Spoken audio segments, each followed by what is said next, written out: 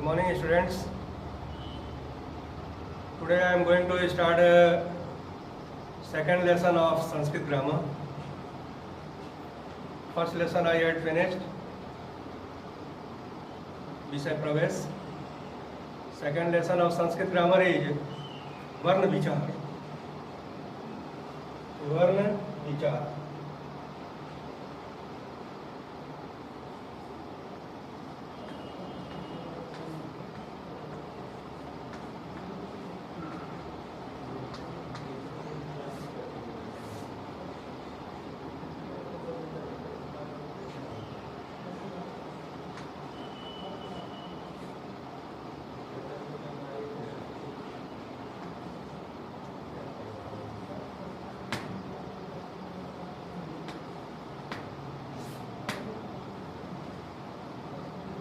सबसे पहले वर्ण के बारे में हम लोग जानेंगे।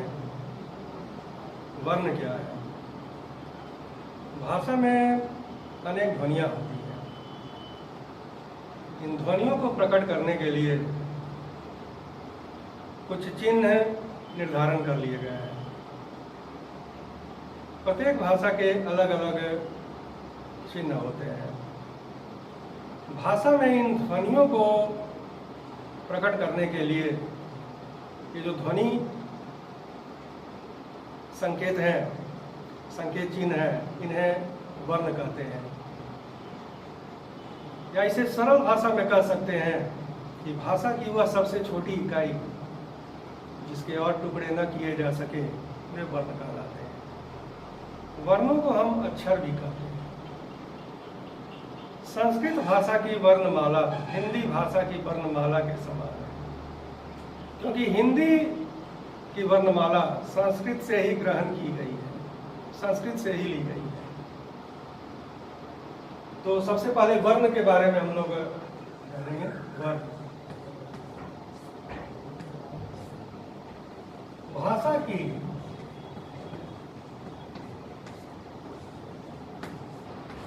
वह सबसे छोटी इकाई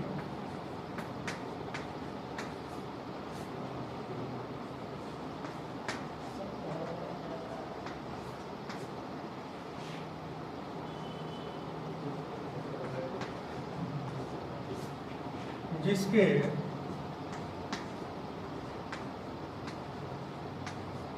और टुकड़े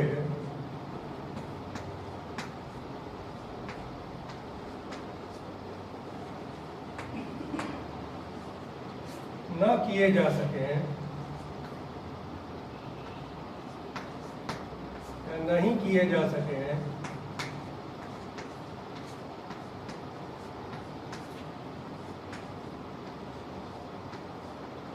उसे वर्ण कहते हैं।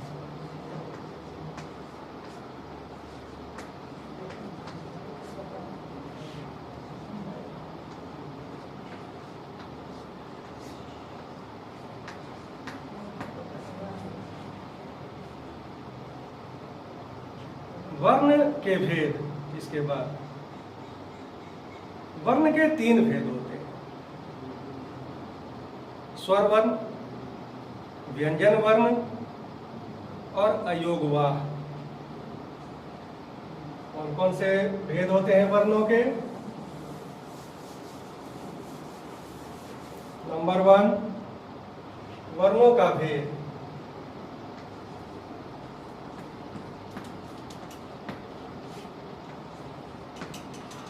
वर्णों का भेद।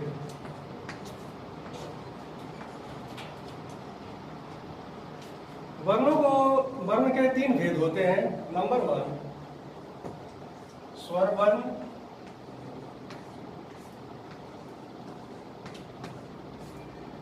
नंबर 2, व्यंजन वर्ण।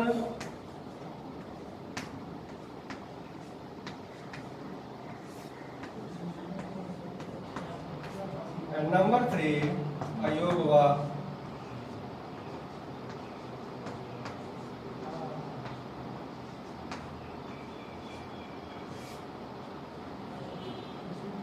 ये 3 भेद होते हैं वर्णों के। सबसे पहले हम लोग स्वर वर्ण के बारे में जानेंगे। स्वर वर्ण किसे कहते हैं?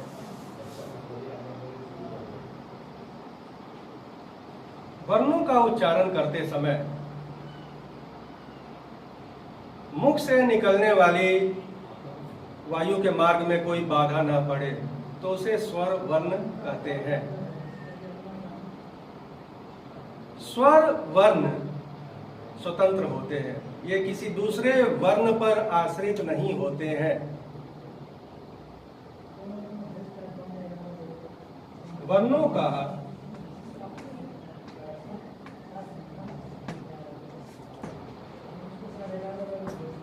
उच्चारण करते समय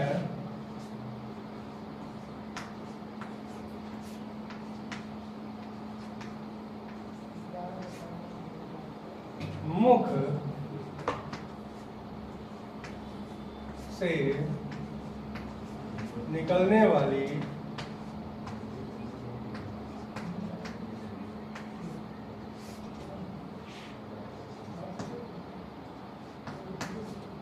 वायु के मार्ग में कोई बाधा न पड़े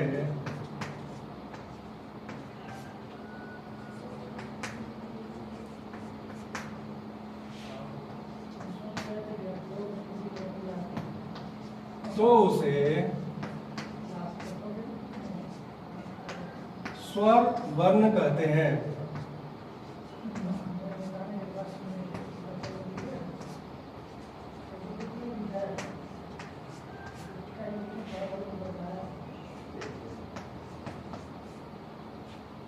स्वर वर्ण स्वतंत्र होते हैं, ये किसी दूसरे वर्ण पर आश्रित नहीं होते हैं। स्वर वर्णों की कुल संख्या 13 होती है। ये है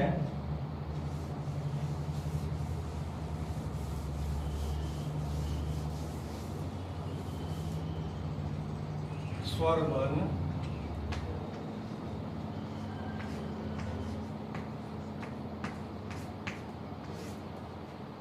आ,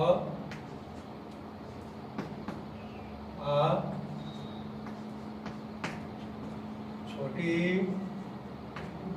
बड़ी ई,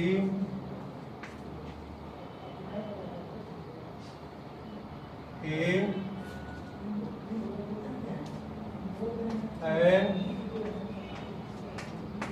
ओ,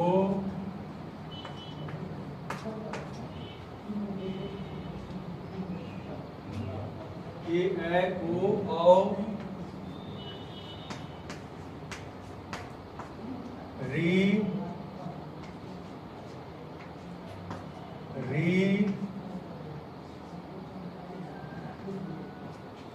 रे। लो मैं री की बात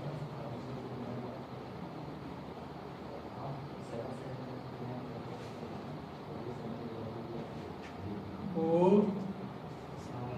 बड़ा।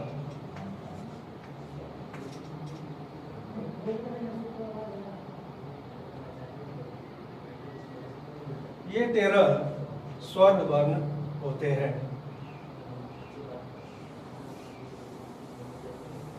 स्वर वर्णों के भेद, स्वर वर्णों के भेद।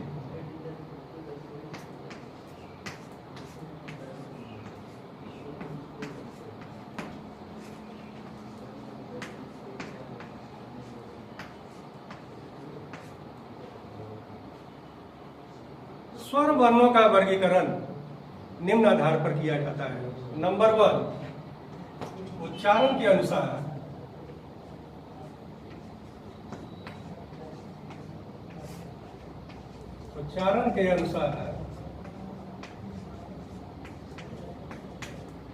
और दूसरा रचना के अनुसार।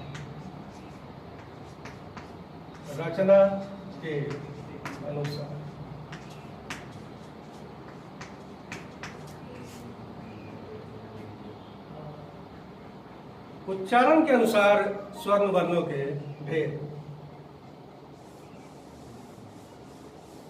उच्चारण के अनुसार स्वर वर्णों को 3 भागों में विभाजित किया जाता है। नंबर 1, ह्रस्व स्वर।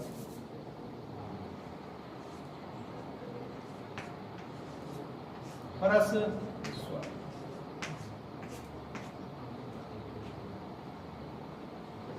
जिन स्वर वर्णों का उच्चारण करते समय एक मात्रा का समय लगे उसे ह्रस्व स्वर कहते हैं।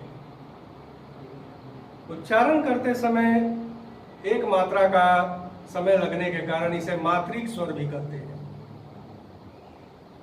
उदाहरण के तौर पर अ,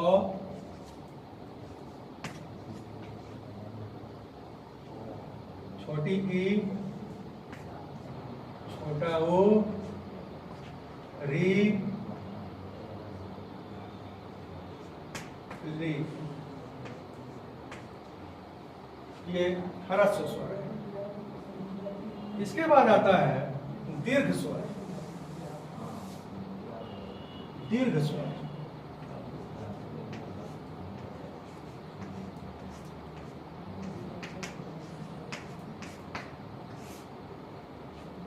जिन स्वर वर्णों का उच्चारण करते समय 2 मात्रा का समय लगे उसे दीर्घ वर्ण कहते हैं।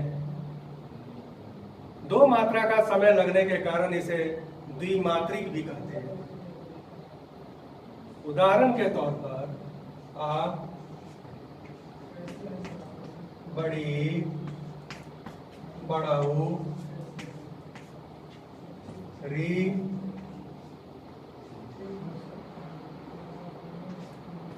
ए,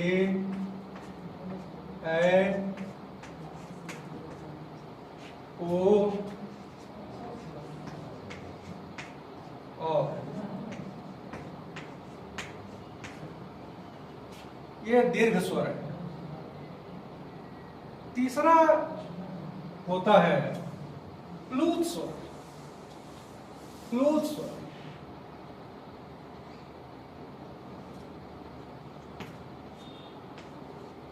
प्लूत स्वर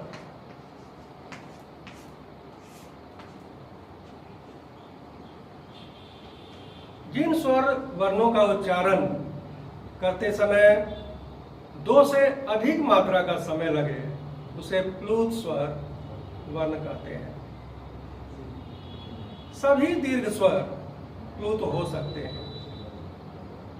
इनको प्लूत रूप में लिखने के लिए संबंधित वर्ण के आगे 3 अंक लिख देते हैं। 3, ये 3 अंक लिख देते हैं। जैसे जैसे ओम,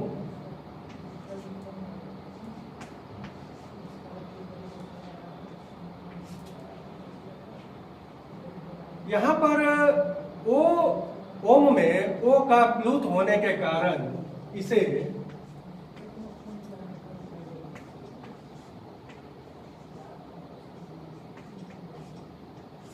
ओम लिखा जाता है। इसके बाद आता है रचना के अनुसार। रचना के अनुसार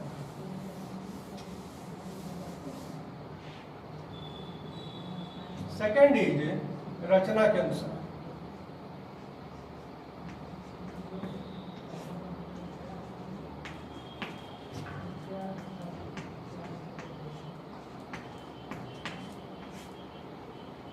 रचना के अनुसार स्वर वर्णों को 2 भागों में विभाजित किया जाता है।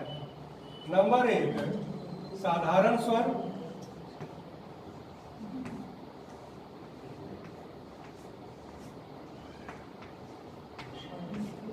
और दूसरा होता है संयुक्त स्वर।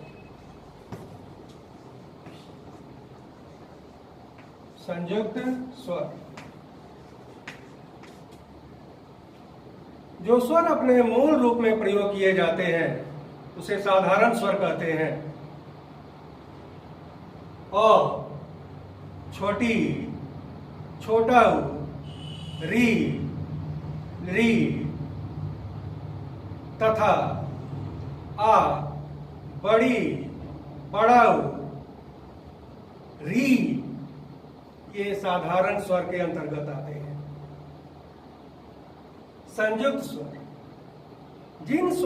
जिन वर्णों की रचना, जिन स्वर वर्णों की रचना दो या दो से अधिक स्वरों को मिलाकर की जाती है, वे संयुक्त स्वर कहलाते हैं। जैसे ए, ऐ, ओ, औ, ए, ऐ, ओ, औ, ये संयुक्त स्वर कहलाते हैं।